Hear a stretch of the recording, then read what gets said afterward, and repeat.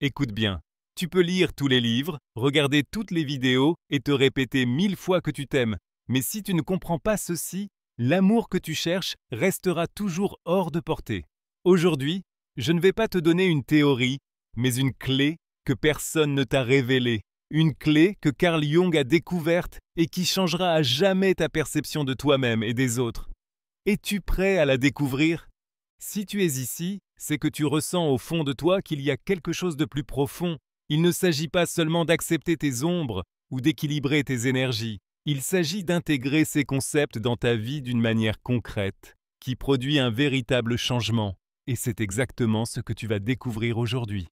À la fin de cette vidéo, tu n'auras pas seulement une compréhension plus profonde des raisons pour lesquelles tu as eu du mal à te sentir aimé jusqu'à présent, mais tu repartiras aussi avec une stratégie claire et applicable pour transformer ta relation avec toi-même, et donc avec les autres, de manière radicale.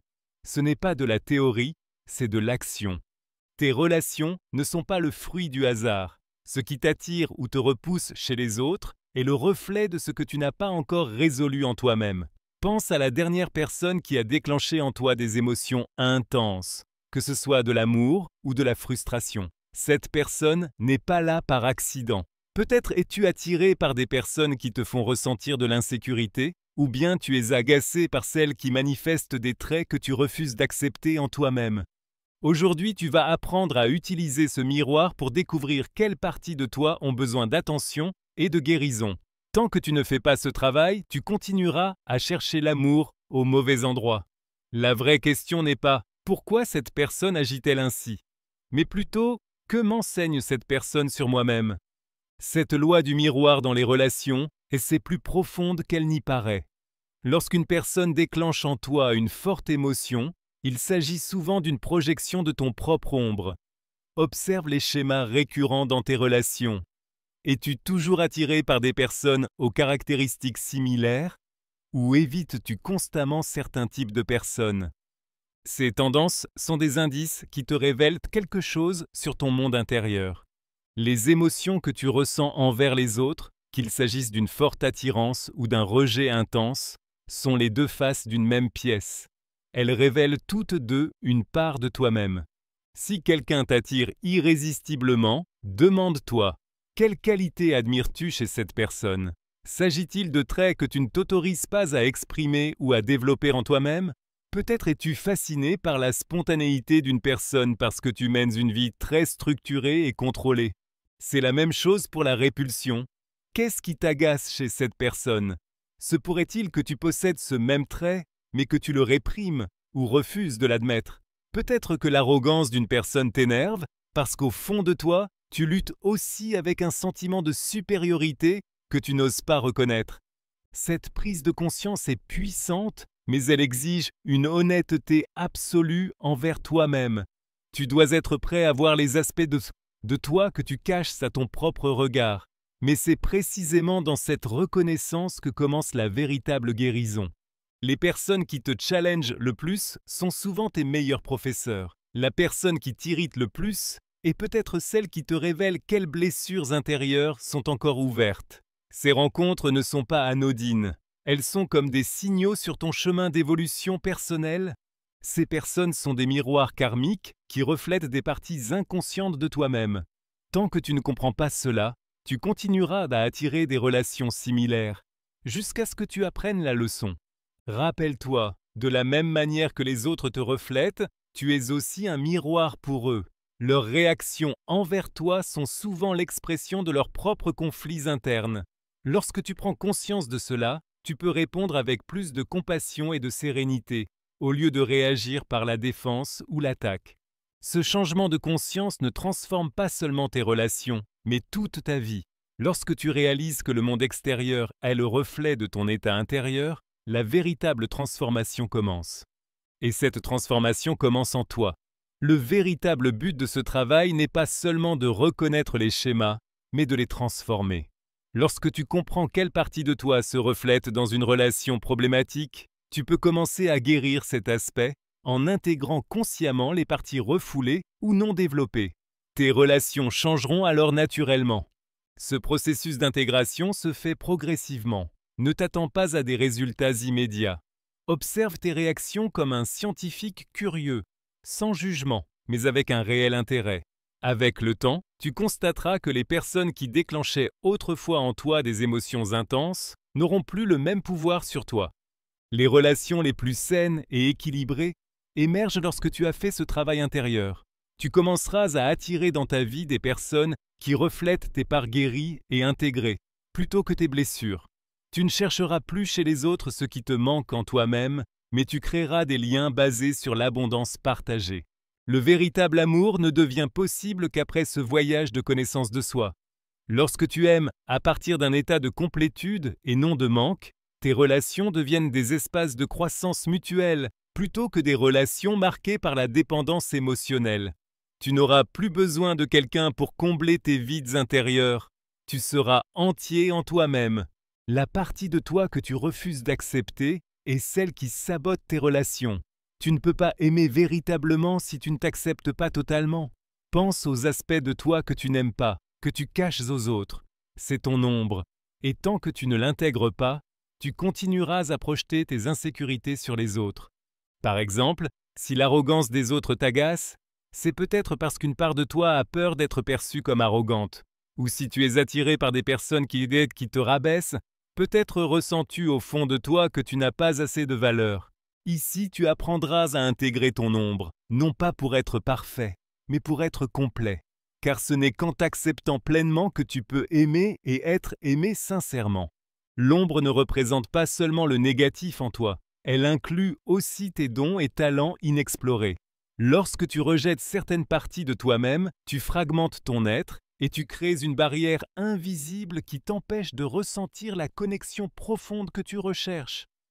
Cette fragmentation t'amène à chercher chez les autres ce que tu ne t'autorises pas à reconnaître en toi-même.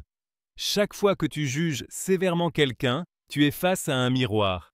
La caractéristique qui t'irrite chez cette personne est un indice de quelque chose que tu n'acceptes pas en toi. Observe tes réactions les plus intenses. Elles contiennent les clés les plus précieuses. Peut-être méprises-tu la vulnérabilité des autres parce que tu as peur de ta propre fragilité.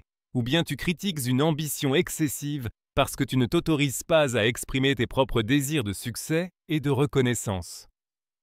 Ton ombre se manifeste également dans tes attirances amoureuses. Nous sommes souvent attirés par des personnes qui incarnent ce que nous réprimons en nous-mêmes.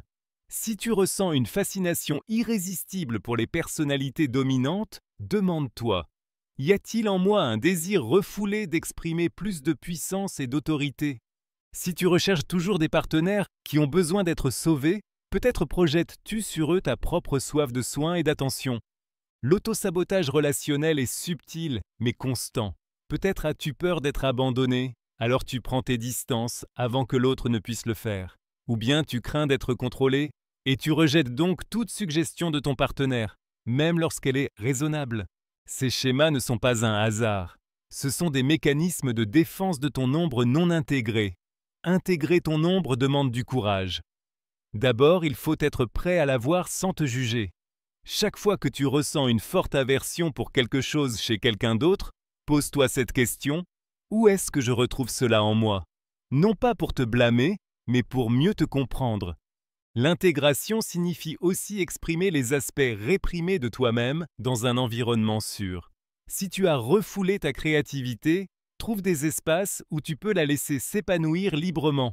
Si tu as nié ton besoin de connexion, permets-toi d'être vulnérable, avec des personnes en qui tu as confiance. Avec le temps, ces parties de toi que tu rejetais deviendront des sources de force, au lieu de saboter inconsciemment tes relations. Un exercice puissant consiste à écrire une lettre à ton ombre. Reconnais son existence, remercie-la pour ce qu'elle a essayé de t'apporter et dis-lui que tu veux l'intégrer avec compassion dans ta vie.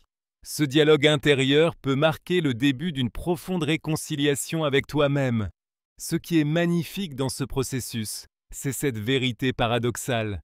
En acceptant tes parts sombres, tu deviens plus lumineux. En embrassant ton imperfection, tu deviens plus authentique. Et c'est précisément cette authenticité qui ouvre la porte aux connexions véritables. Les relations les plus profondes et épanouissantes naissent lorsque deux personnes se rencontrent dans leur entièreté, avec leur lumière et leur ombre, non plus cachées mais intégrées. Tu n'as plus besoin de quelqu'un pour te compléter, car tu es déjà entier. Tu ne projettes plus tes peurs et tes insécurités sur ton partenaire, mais tu les acceptes comme faisant partie de toi. Tes relations ne sont pas seulement là pour te faire sentir bien, elles sont là pour te faire grandir. Chaque conflit, chaque interaction, chaque déception est une opportunité de mieux te comprendre. À travers ce processus, tu apprendras que l'amour n'est pas une finalité, mais un chemin de connaissance de soi. Car tant que tu ne comprends pas cela, tu continueras à répéter les mêmes erreurs. Si par exemple, tu te retrouves toujours dans des relations où tu te sens abandonné, c'est qu'une vieille blessure d'abandon existe en toi et demande à être guérie. Si tu cherches constamment un partenaire qui te sécurise, c'est peut-être parce qu'une part de toi se sent profondément en insécurité. Ici, tu apprendras à voir l'amour comme un outil de croissance, et non comme une illusion insaisissable qui te frustre. Si nous voyons l'amour uniquement comme une source de bonheur et de confort, nous passons à côté de son véritable pouvoir transformateur. Les relations sont la salle de classe la plus intense de la vie, le miroir le plus clair de notre monde intérieur. Chaque personne qui entre dans ta vie t'apporte une leçon spécifique. Et tant que tu ne l'as pas assimilée, le schéma se répétera, avec d'autres visages, mais une essence identique. Ces schémas dans tes relations ne sont pas des coïncidences. Si tu examines ton histoire amoureuse, tu verras des fils rouges reliant des expériences en apparence distinctes. Peut-être attires-tu toujours des personnes émotionnellement distantes. Ou bien tu te retrouves régulièrement en relation avec des partenaires qui ont besoin d'être sauvés. Ces schémas sont des invitations à la réflexion sur toi-même, des signaux d'anciennes blessures qui cherchent à être reconnus. La théorie de l'attachement nous montre que nos premières expériences relationnelles façonnent des modèles qui se répètent à l'âge adulte. Si enfant tu as appris que l'amour est incohérent, tu rechercheras cette incohérence dans tes relations d'adulte, non pas parce qu'elle te fait du bien, mais parce qu'elle t'est familière. Reconnaître ces schémas est le premier pas vers le changement. Le véritable but de l'amour romantique n'est pas de te rendre heureux, même si le bonheur peut en être une belle conséquence. Son objectif réel est de te révéler des parties de toi-même qui resteraient autrement cachées. C'est dans l'intimité que surgissent tes peurs les plus profondes, tes mécanismes de défense et tes désirs inexprimés. Quand un conflit éclate avec ton partenaire, la question la plus précieuse n'est pas « qui a raison ?», mais « qu'est-ce que cela me dit sur moi-même ?» Peut-être que ton irritation excessive face à un simple commentaire révèle une insécurité enracinée. Peut-être que ton besoin de contrôle cache une peur profonde d'être abandonné. Ces prises de conscience sont des trésors pour quiconque veut vraiment évoluer. Même tes attractions les plus intenses ont un message pour toi. Nous sommes souvent attirés par des personnes qui incarnent ce que nous réprimons, en nous ou en nous-mêmes. Si tu admires profondément la liberté de quelqu'un, cela peut être un signe que tu devrais t'accorder plus de liberté. Si la créativité d'une personne te fascine, peut-être y a-t-il en toi un artiste inexprimé qui cherche à s'éveiller. Tes attractions les plus fortes sont des cartes qui te guident vers ton potentiel inexploité. Les déceptions amoureuses, aussi douloureuses soient-elles, sont des opportunités extraordinaires de croissance. Lorsqu'une relation se termine, tu as deux choix, blâmer l'autre et répéter le même schéma, ou regarder en toi et te demander ce que tu peux apprendre de cette expérience. La façon dont tu réagis détermine si cette épreuve te rendra amer ou plus sage. L'amour mature ne cherche pas la perfection chez l'autre, mais un chemin de croissance commune. Deux personnes ne se préoccupent pas seulement de leur propre bonheur, mais aussi de leur évolution partagée. Dans une relation de ce type, chaque défi est vu comme une opportunité de s'étendre, de dépasser ses propres limites et de guérir ensemble. Paradoxalement, cette approche mène à une forme de bonheur plus profonde et plus durable. Tu ne dépends plus des circonstances parfaites ou d'un partenaire idéal. Tu trouves l'épanouissement dans le processus de ton propre développement, à travers le miroir que l'autre te tend. Le changement commence lorsque tu cesses de répéter des phrases comme « je tombe toujours sur les mauvaises personnes » et que tu te demandes plutôt « pourquoi est-ce que je choisis toujours ce type de partenaire ?» Ce changement de perspective te rend ton pouvoir. Tu n'es plus la victime du destin ou des actions des autres, mais le créateur conscient de tes expériences relationnelles. Comprendre l'amour comme un chemin de croissance demande du courage. Il faut être prêt à voir des vérités inconfortables, remettre en question des croyances profondément ancrées et abandonner certaines identités qui ne te servent plus. Mais la récompense est immense. Des relations plus authentiques, une meilleure connaissance de toi-même et la capacité d'aimer librement, sans dépendance affective. Si tu répètes encore et encore les mêmes dynamiques relationnelles, la réponse se trouve dans ton inconscient. Ces schémas qui semblent se reproduire inlassablement ne sont pas dus au hasard, mais sont des indices sur des blessures intérieures qui demandent à être guéries. Si tu es attiré par des personnes qui te font souffrir, c'est peut-être qu'une vieille blessure émotionnelle réclame ton attention. Si tu recherches toujours des partenaires qui te valorisent, il est possible qu'une partie de toi ne se sente pas digne de valeur par elle-même. Aujourd'hui, tu vas apprendre à identifier ces schémas et à briser ce cycle pour créer des relations plus saines et plus conscientes. Car tant que tu ne fais pas ce travail, tu continueras à attirer des relations qui ne te comblent pas réellement. Les schémas toxiques en amour sont comme des cercles invisibles qui se répètent avec une précision mathématique dans ta vie. Tu changes de partenaire, mais la dynamique reste la même. Ce n'est ni une punition du destin, ni une coïncidence. C'est le résultat de programmations profondes issues de ton inconscient, qui influencent tes choix sans que tu t'en rendes compte. Ces conditionnements se forment souvent dans l'enfance, lorsque tu as appris ce qu'est l'amour et comment fonctionnent les relations. Si tu as grandi dans un environnement où l'amour était conditionné à la performance, tu rechercheras inconsciemment une validation constante à l'âge adulte. Si l'affection était mêlée à la critique, tu pourrais te sentir plus à l'aise dans des relations où un certain niveau de conflit est présent. L'expression bien connue « ce qui est familier est confondu avec la sécurité » explique pourquoi nous répétons des schémas destructeurs. Ton cerveau est programmé pour rechercher ce qui lui est familier, même si cela te fait souffrir. C'est pourquoi tant de personnes quittent une relation toxique pour se retrouver rapidement dans une situation étrangement similaire. Le premier pas pour briser ces schémas est de développer une conscience de soi. Observe ton histoire relationnelle comme un film. Quels thèmes se répètent? As-tu toujours l'impression d'être abandonné? Es-tu attiré par des personnes émotionnellement distantes? T'oublies-tu toi-même dans tes relations? Ces répétitions ne sont pas des coïncidences. Elles sont des indices sur des blessures émotionnelles non résolues. Derrière chaque schéma relationnel toxique se cache une croyance limitante. Si tu attires sans cesse des personnes qui te trompent, il est possible que tu crois inconsciemment ne pas mériter la loyauté. Si tu te sens souvent contrôlé dans tes relations, peut-être que sans le savoir, tu portes la conviction profonde que tu n'es pas capable de gérer ta propre vie. Prendre conscience de ces schémas est la clé pour les transcender et créer des relations basées sur la liberté, la confiance et la véritable connexion. Ces croyances agissent comme des aimants invisibles, attirant des expériences qui les confirment. Les neurosciences nous montrent que ces schémas ne sont pas seulement d'ordre psychologique, mais aussi profondément ancrés dans notre cerveau. Par la répétition constante, tu as créé des connexions neuronales solides.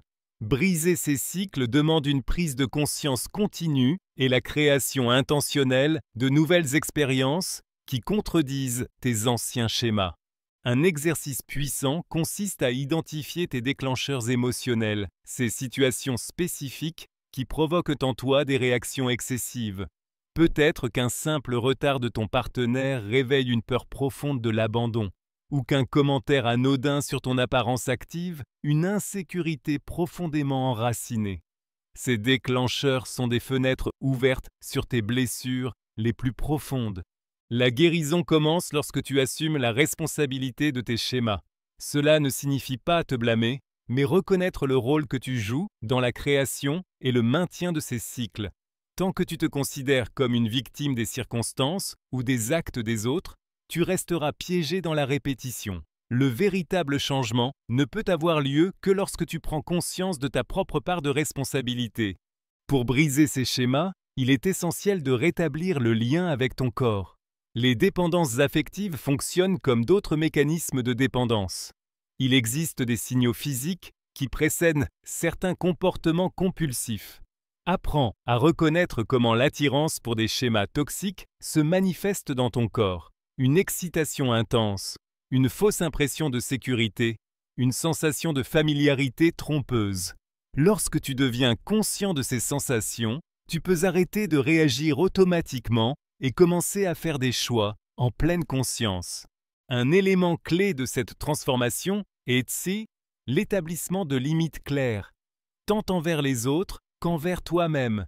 Si tu as tendance à te perdre dans tes relations, développe des rituels qui renforcent ta connexion avec toi-même. Si tu es attiré par des personnalités narcissiques, définis précisément les comportements que tu ne toléreras plus.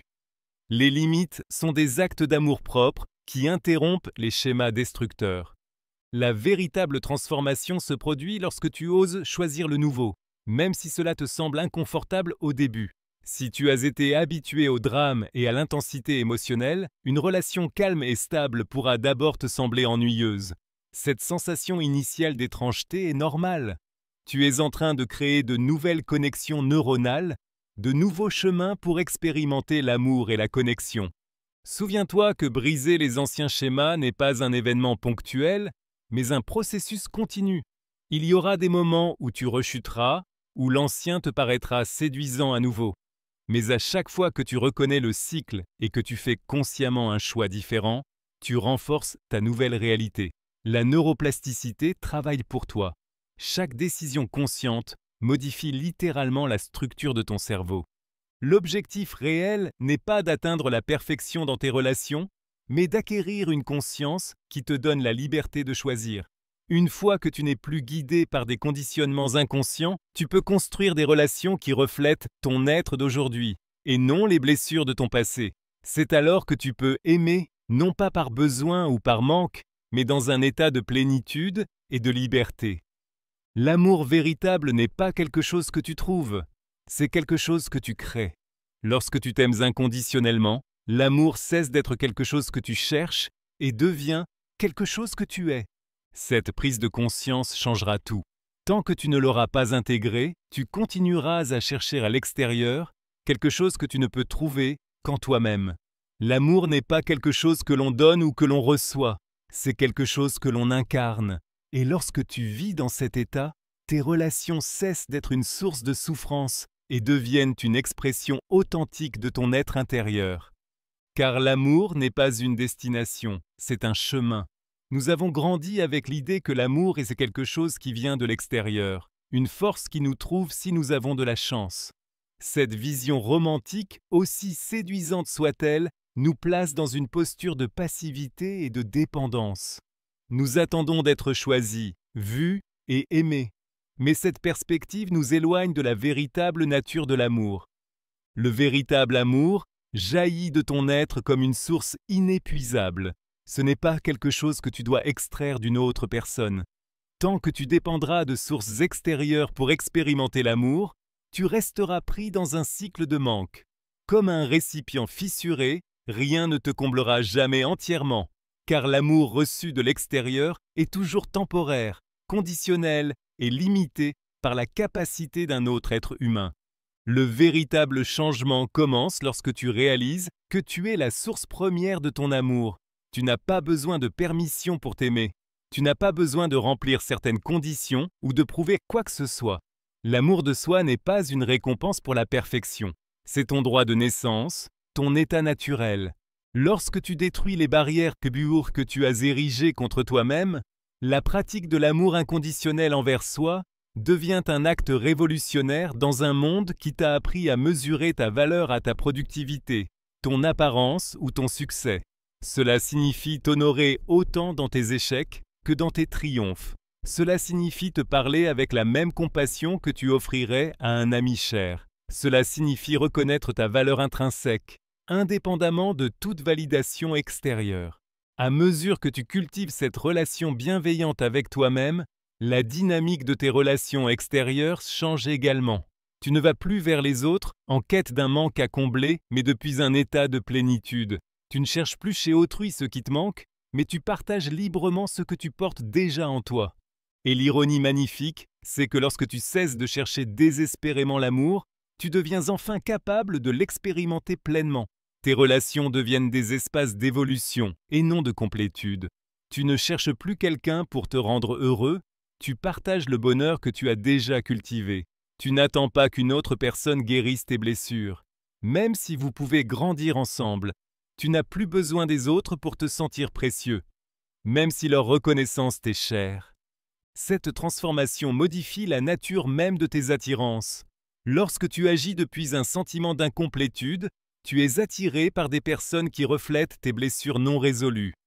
Lorsque tu agis depuis un état d'intégrité intérieure, tu attires des personnes qui vibrent en harmonie avec ton amour-propre. C'est la différence entre une attraction fondée sur la dépendance émotionnelle et une attraction issue d'une véritable résonance. Le véritable amour de soi n'a rien à voir avec le narcissisme, bien au contraire. Le narcissisme naît d'une profonde insécurité, d'un vide intérieur qui doit sans cesse être comblé par une validation extérieure. L'amour de soi authentique, en revanche, consiste à reconnaître et honorer pleinement son humanité. Il permet de voir les autres avec plus de clarté et de compassion, car tu ne projettes plus inconsciemment sur eux tes propres besoins non satisfaits. Un exercice transformateur consiste à pratiquer la bienveillance envers soi-même. Lorsque des émotions difficiles comme la peur, la tristesse, la colère ou la honte émergent, ne les réprime pas et ne les juge pas. Accueille-les avec douceur. Elles ne sont pas des erreurs à corriger, mais des aspects de ton expérience humaine. Cette acceptation radicale change non seulement ta relation à toi-même, mais aussi ton rapport au monde. Rappelle-toi que l'amour n'est pas une destination finale à atteindre, mais une pratique quotidienne. Il y aura des jours où il te sera difficile de t'aimer, où les anciens schémas d'autocritique referont surface. Ne te laisse pas décourager. Chaque instant de conscience est une opportunité de choisir à nouveau l'amour. Chaque fois que tu reviens à toi après un moment d'égarement, tu renforces ta capacité à aimer de façon authentique. La plus grande vérité paradoxale est celle-ci. Lorsque tu cesses de chercher l'amour à l'extérieur, tu réalises qu'il a toujours été là. Comme un poisson cherchant désespérément l'océan alors qu'il nage déjà dedans, tu es entouré d'amour. Il te suffit de le reconnaître. Ta mission n'est pas de trouver l'amour, mais de le reconnaître, de l'accueillir et de l'exprimer. D'abord envers toi-même, et il se reflètera naturellement dans tout ce qui t'entoure. C'est le secret que les mystiques et les sages ont partagé à travers les âges. L'amour n'est pas quelque chose que tu fais, c'est ce que tu es. Et lorsque tu vis en accord avec cette vérité, chaque relation, chaque rencontre, chaque instant devient une expression pure de cette essence profonde de ta nature. L'amour n'est pas une récompense pour la perfection. Il est un état qui émerge lorsque tu t'acceptes pleinement, avec ta lumière et ton ombre. Personne ne pourra jamais t'aimer comme tu peux t'aimer toi-même. Et c'est précisément là que réside la clé. Lorsque tu comprends cela, l'amour cesse d'être une quête. Il devient l'expression naturelle de ton être. Si tu veux continuer à apprendre comment transformer ta vie de l'intérieur, abonne-toi à la chaîne et active la cloche. Rappelle-toi, l'amour n'est pas quelque chose que tu trouves, c'est quelque chose que tu crées. Et ce chemin commence aujourd'hui. Merci d'être à mes côtés dans cette aventure. On se retrouve dans la prochaine vidéo. À très bientôt.